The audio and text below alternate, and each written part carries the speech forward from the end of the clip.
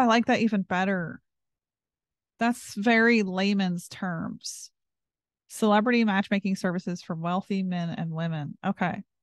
That's, yeah, can't get clearer than that.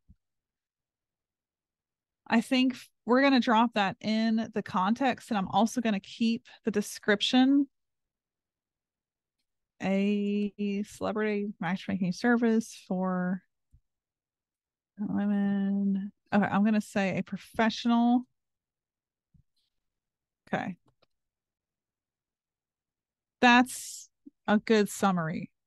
Clear to the point, and we've qualified what we're doing, but we're keeping it clear, right? Which is critical. You don't want to overcomplicate.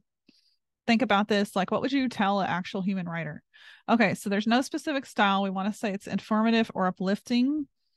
If it was like, let's say, super uplifting and something you don't see a lot of, I would definitely do the custom, which we went over, I think, in day 2, how to custom train AI to match your tone of voice.